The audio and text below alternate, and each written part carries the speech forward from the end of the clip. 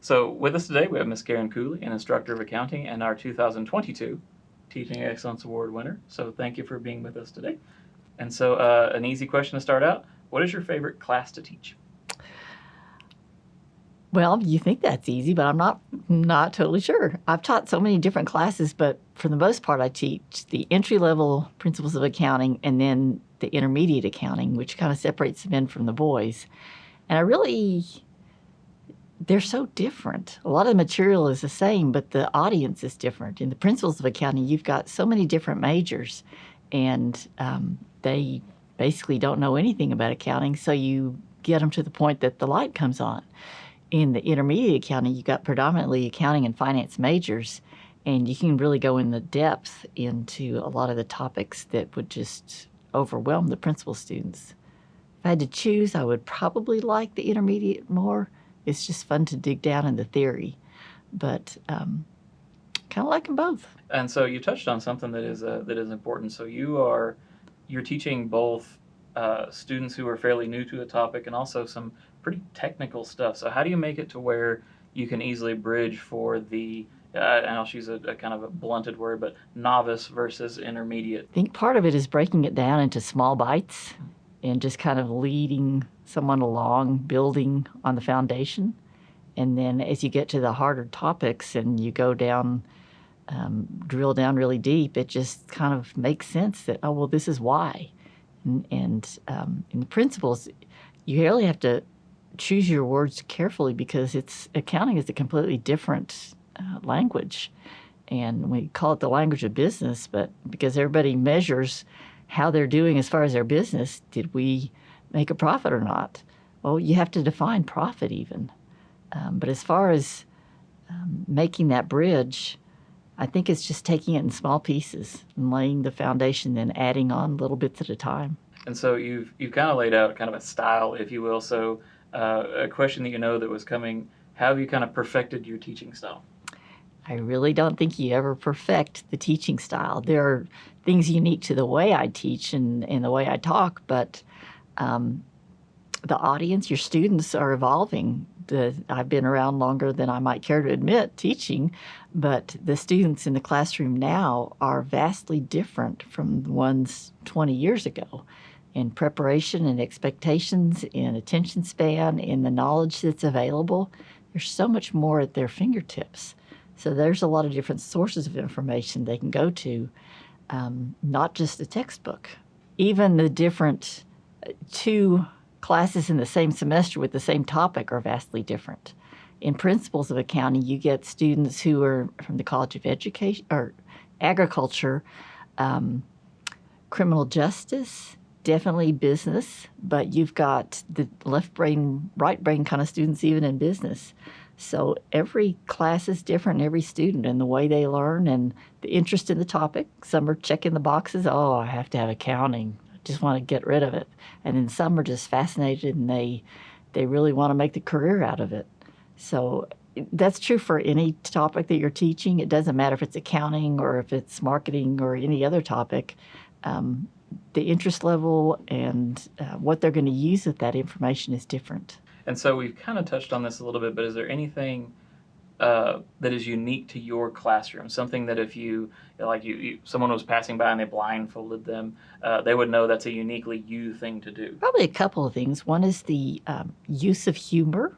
I think there's a very good place for it. But another thing that is becoming increasingly difficult is knowing all of my students. And I can't do that in the online environment, but in the classroom, I try to know every student by name. And I think that that enhances their learning because it gives them some kind of accountability. It's easy to sit in the back of the classroom and just kind of blend in with everyone else. But when you know that your instructor knows who you are, there's more of a accountability that, oh, if I don't do well, she knows it's me not doing well. So you've touched on this also briefly, but how do you feel that you are able to motivate students, especially with the changing, demographic styles and information and things like that? How do you continually find ways to motivate students in the classroom? I think a lot of it is giving them something that they can use. They think, well, I'm going to major in management. Why do I need accounting? And I've got to bring that back to how they're going to use it. And if they can see the practical application, then they're much more likely to try and learn what they need for their aspect. Another thing I do is I worked in public accounting for probably 20 years or so. So I can bring in a lot of practical examples from the workplace. One of the things I probably shouldn't say on camera is I teach my students how to embezzle. In public accounting, I found more fraud and embezzlement in churches and not-for-profit institutions than any other kind of business. Well, that's kind of interesting. And that's a side of it, accounting. If you're going to own your own business, even if you're not doing the accounting, you do want to know how to protect yourself against that kind of a problem. So this actually may tie directly to this. What's your best piece of advice for students outside of embezzle?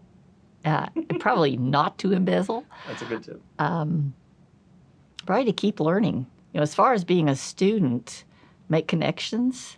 It's for getting that first job. You've got to make good impressions. You've got to know your stuff, but you've also got to be able to communicate it and get along with people. But then once you get in the workplace, realize that things are always changing. Debits are always on the left and credits on the right. But beyond that, accounting actually is evolving. And so you can't just rest on what you've already learned. You've got to expand.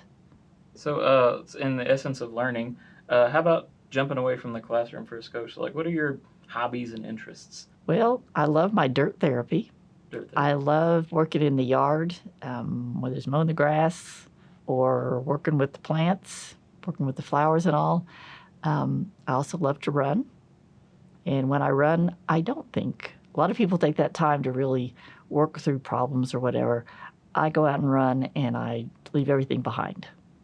Nice. I don't leave it as quickly as I used to, but I think that comes with age and getting slow. Who's someone who has an impact on your life that you can still kind of carry with you that you can kind of discuss it would be potential for students to know about? Mm-hmm. This could be like a mentor, a former colleague. I probably learned the most about teaching and working with people from my father. He taught geology at the college level. And one of the things that he had his students do before their first exam, everyone had to come by his office at some point and meet him.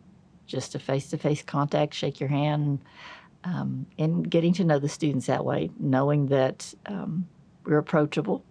He also, teaching geology, he made it practical. They took field trips to Paldera Canyon or, different places. And so they saw the practical side of their education. But just taking that genuine interest in people, that was a lifelong lesson for me. And I think that makes all the difference with your student, is knowing that you care about them, that you're interested, that they're not just a number or a number and a name on a website if you're teaching online, but that you're interested in them outside of class. You can't separate education from the rest of their life. So we talked about advice for students, but do you have any worldly advice? So someone who's watching who may already have been a student in the past, is there anything that you think is just a good thing to know regardless of where you're at? I think it probably follows the same line of thinking, is take time for people and know that they're valuable. They want to be heard, so take the time to listen to them. It's probably the most important thing. Accounting is going to, when I retire or when I left public accounting, there are always people who can come in and do what you did, but they can't touch lives the way you do. That's an excellent way to sum it all up, because you've touched so many people's lives, and I didn't mention this at the beginning, but I did mention it whenever we were talking about the award. You could win this award every single year, and it would be meritorious. You are an extreme asset to the college and everybody around, both locally and non-locally, who have had you in their lives. So we are thankful for all that you do, and we appreciate it. Well, thank you. So is there anything I forgot to ask that you want to add? I certainly hope not. Perfect. And I think that's it. Good. Congratulations again on the award, and for just being generally awesome. Thank you. And for letting us take time to listen to you.